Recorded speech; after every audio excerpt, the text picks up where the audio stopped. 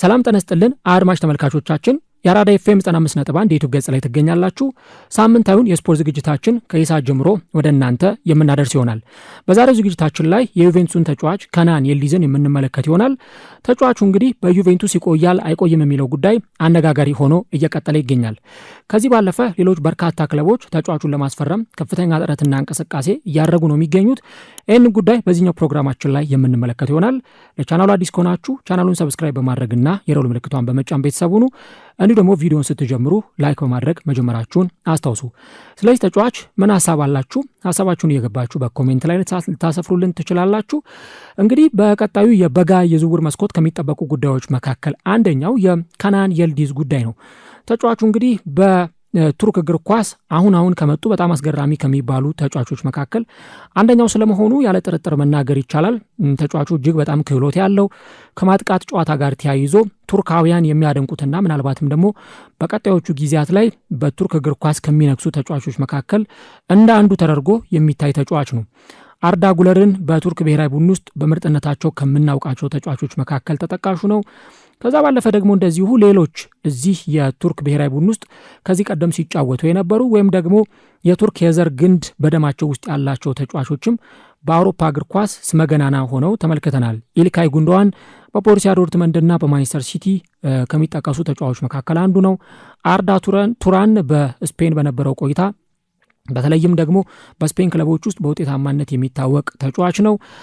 ከዚህ ባለፈ ደግሞ እንደዚሁ መስዑት ኦዚል ከቱርኩ መሪ አህመድ ጣይብ ኤርዶጋንም ጋር በጣም ትልቅ ግንኙነት ያለውና በሪያል ማድሪድ በሻልከ እንዲሁ ደግሞ በአርሰናል በኋላ ላይ ደግሞ ወደ ፌነርባቼ በማምራትም እንዲሁ ደግሞ በጀርመን ብሔራዊ ቡድንም ዓለም ዋንጫን ባሸነፈው ስብስብ ውስጥ ትልቅ ሚና የነበረው ተጫዋች ነው። ስለዚህ ቱርካውያን ተጫዋቾች ወይም ደግሞ የቱርክ የዘር ግንድ ያላቸው ተጫዋቾች በጣም አስገራሚ ብቃት እንዳላቸው ብዙዎቹ ይናገራሉ።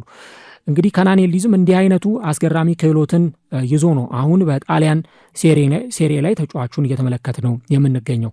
ነገር ግን ደግሞ አንድ አጠያቂው ጉዳይ ተጫዋቹ አሁን በዚህ ክለብ ውስጥ ይቆያል ወይስ አይቆይም የሚለው ጉዳይ ብዙዎችን እያነጋገረ ይገኛል። እንግዲህ እንደምታውቁት ተጫዋቹ በዚህ ክለብ ውስጥ መቆየት እንደሚፈልግ እና ደግሞ በዩቬንቱስ ደስተኛ እንደሆነ ሲዝኑ ከመጀመሩ በፊት ሲናገር ነበር። ግን ደግሞ ይህንን ነገር ከሰማን በኋላ በተለይም ሌሎች በርካታ ክለቦች ምናልባትም ተጫዋቹን ልቡን ሊያሸፍት የሚችል የዝውውር ጥያቄዎችን ይዘው መምጣታቸውን ተከትሎ ምናልባትም ተጫዋቹ በዚህ ክለብ ላይ ቆይ ይችላል የሚሉ በርካታ መረጃዎች ሲወጡ ቆይተዋል። ከናን የልዲዝ ስላለው ክህሎት ምንም የሚጠረጠር አይደለም። ገና በሃያዎቹ መጀመሪያ ላይ የሚገኝ ተጫዋች ነው። በማጥቃቱ ረገድ በደንብ ቡድኑን ማገዝ ይችላል። ቨርሳታይል አቅም አለው። ከዚህ በተጨማሪ ደግሞ በሚሰጡት ሚናዎች ላይ በመጫወት ክለቡን የሚጠቅም ተጫዋች እንደሆነ በተደጋጋሚ ጊዜ ስንመለከት ቆይተናል። ይህ ተጫዋች ለዚህ ክለብ የሚሰጠው ግልጋሎት ደግሞ ምናልባትም በእድሜው ከሚጠበቅበት በላይ ከፍተኛ እንደሆነ ብዙዎቹ ይናገራሉ። ነገር ግን ከዛው ከጣሊያን የሚወጡ ሪፖርቶች እንደሚያሳዩት ከሆነ በእንግሊዝ የሚገኙ ክለቦች የተጫዋቹ ፈላጊዎች ናቸው። አርሰናል የተጫዋቹ ፈላጊ ነው። እንደውም ከጥቂት ሳምንታት በፊት ሚላን ማለትም ኤሲ ሚላን ማለት ነው ኤሲ ሚላን ከዩቬንቱስ ካደረጉት ጨዋታ አስቀድሞ መልማዮችን ወደ ጣሊያን ልከው በዚህ ጨዋታ ላይ ተገኝተው ተጫዋቹን እንዲከታተሉት ለማድረግ ሙከራ አድርገው ነበር። እናም መልማዮች ተገኝተው ይህንን ተጫዋች ተመልክተው ለአርሰናል ስካውቲንግ ሪፖርት አቅርበዋል። ከዛ በተጨማሪ ደግሞ እንደዚሁ ቼልሲም የተጫዋቹ ፈላጊ ነው። እንደውም ባሳለፍነው ክረምት አሌያንድሮ ጋርናቾን ከማስፈረሙም በፊት ቢሆን የዝውውር ጥያቄ አቅርበው ነበረ። ግን ያንን የዝውውር ጥያቄ ውድቅ አድርጎታል ዩቬንቱስ። በኋላ ላይ አሌያንድሮ ጋርናቾን ወደዚህ ክለብ እንዲመጣ ቼልሲ ማድረጉ ይታወሳል። ግን አሁንም የሚወጡ ዜናዎች እንደሚሰሙት ከሆነ ቼልሲ በተጫዋቹ ላይ ያለው ፍላጎት በፍጹም አልተሟጠጠም ወይም አላለቀም። አሁንም ተጫዋቹን ማስፈረም ይፈልጋል። አሁንም ንግግሮችን ማድረግ ይፈልጋሉ። ይህንን ተጫዋች ለማምጣት ከፍተኛ ፍላጎት አላቸው። ከዛ ውጭ ሌሎች ክለቦችም በተለይ ሪያል ማድሪድም የተጫዋቹ ፈላጊ እንደሆነ በበርካታ ጊዜ ስንሰማ ቆይተናል። ተጫዋቹን ወደ ክለባቸው ለማምጣት ትልልቅ የአውሮፓ ክለቦች አሰፍስፈው እየጠበቁ ነው የሚገኙት። ታዲያ እንግዲህ ተጫዋቹ በክለቡ ውሉን ያራዝማል ወይስ ደግሞ ውሉን አያራዝምም የሚለው ነገር ምናልባትም ምላሽ የሚያገኝ እስከሚሆን ድረስ የዚህ ተጫዋች ጉዳይ አሁንም በዝውውር መስኮቱ ላይ መነሳቱ አይቀርም። ግን ተጫዋቹ ከጥቂት ሳምንታት በፊት ስንሰማ የነበረው ነገር ተጫዋቹ ውሉን ሊያራዝም ስለመሆኑ ከክለቡ ጋር ሊስማማ የሚችልባቸው ድሎች በጣም ሰፊ የሆኑ ስለመምጣታቸው ሲነገር ነበር። አሁን ደግሞ የሁለቱ አካላት ስምምነት ማለትም ከናን የልዲዝ ከወኪሉ ጋር አብሮ ከክለቡ ጋር ያደረገው ዲል ያለ ስምምነት እንደተቋጨ ነው የወጡ ዘገባዎች የሚያሳዩት። ይህም በትክክል እነ ዲማሪዚዮ ታዋቂ የሚባሉት የጣሊያን ጋዜጠኞችም ሳይቀሩ እንዲሁ ደግሞ እነ ላጋዜታ ዴሎ ስፖርት ሳይቀሩ የዚህን ተጫዋች ጉዳይ በተመለከተ ያወጧቸው ዘገባዎች የሚያሳዩት በትክክል የሁለቱ አካላት ድርድር ኮንትራቱን ለማራዘም የነበረው ድርድር ያለ ስምምነት እንደተቋጨው ነው። ለዚህ ስምምነት ደግሞ የደሞዝ ጉዳይ አንዱ ማተር የሚያደርገው ጉዳይ ሊሆን ይችላል። ምናልባት ያለ ስምምነት እንዳይቋጭ ያደረገው አንዱ ነገር እና ብቸኛውም ተብሎ የሚጠቀሰው የደሞዝ ጉዳይ ነው። በደሞዝ ጉዳይ ላይ ሁለቱ አካላት አልተስማሙም።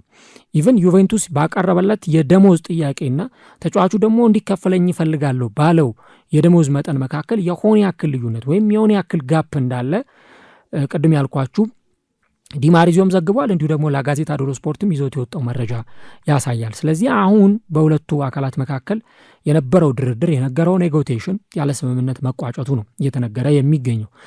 ስለዚህ ምናልባትም ደግሞ ዩቬንቱስ ይህን ተጫዋች በሌሎች ክለቦች ሊቀማ የሚችልበት እድል እንዳለ የበርካቶች ሀሳብና አመኔታ የበርካታ ሰዎች አመኔታ ይህንን ያሳያል። ከዛ በሚገርም ሁኔታ ግን የቀድሞው የዩቬንቱስ አንጋፋው ተከላካይና የጣሊያን ብሔራዊ ቡድን ተጫዋች የነበረው ጆርጂዮ ቼሊኒ ይህንን ተጫዋች በተመለከተ አንድ ሀሳብ ሰጥቶ ነበር እና ዩቬንቱስ የተጫዋቹን ኮንትራት ለማራዘም በፍጹም መቻኮልና መጣደፍ ውስጥ መግባት የለበትም የሚል ሀሳብን ይሰጣል። እንግዲህ ተጫዋቹ በዚህኛው የውድድር ዓመት ጥሩ ጊዜን እያሳለፈ ነው የሚገኘው። ከዚህ ባለፈ ደግሞ 3 ጎሎችን አስቆጥሯል። 4 ለግብ የሆኑ ኳሶችን አመቻችቶ አስቆጥሯል በሁሉም ውድድሮች ላይ እና ደግሞ ይህ የተርኪ ኢንተርናሽናል ተጫዋች 30 የግብ ዕድሎችን መፍጠር ችሏል። ገና 20 ዓመቱ ላይ ነው የሚገኘው። እስከ 2028-29 የውድድር ዘመን ድረስ የሚያቆይ ኮንትራት አለው በዩቬንቱስ ውስጥ። ነገር ግን ደግሞ ቼሊኒ በተለይ ደግሞ በዛ ክለብ ውስጥ አሁን የክለቡ የስትራቴጂ የዳይሬክተር ኦፍ ፉትቦል ስትራቴጂ በመሆን እንግዲህ እየሰራ ይገኛል። የክለቡ የስትራቴጂ ዳይሬክተር በመሆን እየሰራ ነው የሚገኘውና ከሶሻል ፉትቦል ሰሚት ጋር በነበረው ቆይታ በጣም በተረጋጋና ዝግ ባለ ሁኔታ የተጫዋቹን ኮንትራት በተመለከተ እየሰራን እንገኛለን እና ሁላችንም የተጫዋቹን ጉዳይ ለመጨረስና በክለባችን እንዲቆይ ለማድረግ ነው እየሰራን የምንገኘው የሚል ሀሳቡን ነው የሰጠው። እንግዲህ ዩቬ እንደምታውቁት በባለፈው ወር አይጎር ቱዶርን ከክለቡ አሰልጣኝነት ኃላፊነት ማንሳቱ ይታወሳል እና ክለቡ አሁን በምን አይነት ደረጃ ላይ ሊቀጥል ይችላል፣ በተለይ ከአሰልጣኝ ሉቺያኖ ስፓሌቲ ጋር በምን አይነት መንገድ ሊጓዝ ይችላል የሚለው ራሱን የቻለ አጠያቂ ጉዳይ ቢሆንም ነገር ግን የእሳቸው የአሰልጣኙ አንዱ የእቅድ አካል ስለመሆኑ በርካቶች ያነሳሉ እና እንደ ቼሊኒ ያገላለጽ ከሆነ ቀጣዮቹ ወራት ለእኛ በጣም ከባድ ሊሆኑ ይችላሉ፣ በተለይ ተጫዋቹን ከማሳመን ሂደት አንጻር። ነገር ግን ደግሞ በባለፉት ዓመታት በተለይ ዩቬንቱስ የነበረውን ውጤታማነት በአንድም በሌላም ምክንያት ሲያጣው ቆይተዋል እና ይህን ተጫዋች እዚህ ክለብ ውስጥ ደግሞ ለማቆየት ከፍተኛ ስራዎችን ሊሰሩ እንደሚችሉ ነው እየተገለጸ የሚገኘው። አሁን የቼሊኒ ሀሳብ ብዙ ሰዎችን ሊያስማማም ይችላል፣ ላያስማማም ይችላል። ምክንያቱም እንደ ሌሎቹ ሰዎች አመለካከት ከሆነ ተጫዋቹ ውሉን የማያራዝም ከሆነ ከክለቡ ጋር በዲል አድርጎ እዛ ውሳኔ ላይ የማይደርስ ከሆነ ምናልባትም ደግሞ ሌሎች ክለቦች ቅድም እንዳልኳችሁ ተጫዋቹን ለማምጣት በቃ በር ላይ ቆሞ ነው እየጠበቁ የሚገኙት የተጫዋቹን ውሳኔ። ኮንትራቱን ያራዝማል አያራዝምም የሚለው ብቻ ነው። ምናልባትም ደግሞ እንደዚህ አይነት ተጫዋቾች ብቅ ማለት ሲጀምሩ ወንደር ኪድ የሚል ቅጽል ስም ይወጣላቸዋል። የዚህ ክለብ ታዳጊ፣ የዚህ ክለብ አንጸባራቂ ኮከብ እየተባለ ስም ይወጣላቸዋል። ከዛ በኋላ ያ ኮከብ ተጫዋች ያ ስታር ወንደር ኪድ እየተባለ የሚጠራው ተጫዋች እዛ ክለብ ውስጥ የሚኖረው ፐርፎርማንስ ደግሞ የክለቡን ውጤታማነት ለማምጣት የሚጠበቅ ሆኖ ሳለ ኮንትራታቸውን የማያራዝሙ ከሆነ ግን ሌሎቹ ክለቦች ደግሞ የትኛውም ትልቅ ክለብ አሁን እንዳልኳቸው የተጫዋች ውሉም ባያራዝም ውሉ እስከሚያልቅም አይታገሱም። እነ ሪያል ማድሪድ፣ ቼልሲ አሁንም ደጋግሞ የዩቬን በር ማንኳኳት አይቀርም።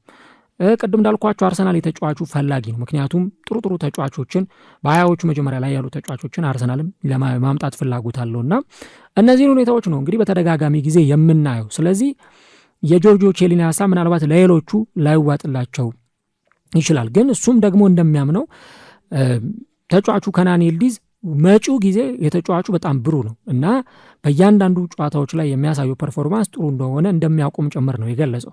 ግን ያንን ኮንትራት ለማራዘም መዘግየት ዋጋ አያስከፍላቸውም ወይ የሚል ነጥብ እዚህ ጋር ማንሳት ተገቢ ጉዳይ ይመስለኛል። ዞሮ ግን በቀጣዩ የዝውውር መስኮት የበጋው የዝውውር መስኮት ሲከፈት ጥር ወር ላይ በጃንዋሪ ማለት ነው አንድ በጣም የዝውውር አነጋጋሪ ርዕስ መሆን የሚችለው የዚህ የከናን ይልዲዝ ጉዳይ ነው። ምናልባት በዚህ የጥር ጨዋታዎች የዝውውር መስኮት እንኳን ወደ ሌላ ክለብ ባያቀና በእርግጠኝነት መናገር የሚቻለው ክረምት ላይ ውሉን ካላራዘመ ወይ ከክለቡ ጋር ስምምነት ላይ ካልደረሰ ወደ ሌላ ክለብ ሄዶ አውሮፓ ውስጥ ከሚገኙት ትልልቅ ክለቦች አንዱን ጆይን ሊያደርግና ሊቀላቀል ይችላልና ምናልባትም ለዩቬንቱስ የተፈራለት እንዲህ አይነቱ ነገር ነው። ግን እስካሁን ባለው ሁኔታ ምንም የሚያሰጋ ነገር የለም ነው ያለሚገኘው ጆርጆ ቼሊኒ። ነገሩን በጣም በተረጋጋ ሁኔታ እየሰራንበት እንገኛለን። እናም ነገሩን በስምምነት ለመቋጨት ነው ሙከራ እያደረግን የምንገኘው የሚል ሀሳብ ሰጥቷል። ግን አሁን አለማችን ላይ ካሉ በጣም ምርጥ ታዳጊ ተጫዋቾች እንደነ አሉ በተለይም እዛው ሪያል ማድሪድ ውስጥ እና አርዳ ጉለርን ቅድም ስናነሳ ነበርና ከነዚህ ምርጥ ተጫዋቾች መካከል አንዱ እንደሆነ ይነሳል። እናንተም እስቲ ምን አይነት ሀሳብ አላችሁ? ተጫዋቹ በዛው በዩቬንቱስ የሚቆይ ይመስላችኋል ወይስ ደግሞ ወደ ሌላ ክለብ ያቀና የሚለውን ሀሳቦቻችሁ ልታጋሩን ትችላላችሁ። ተስፋ ወርቅ ሉል ሰገድ አብሬያችሁ ቆይታ አድርጌያለሁ። ፕሮግራሙን ከወደዳችሁት ላይክ ማድረጋችሁን አትርሱ። ከኔ ጋር በቀጣዩ ሳምንት አርብ እንገናኛለን። እስከዛው መልካም ጊዜ፣ መልካም ቆይታ ይሆንላችሁ።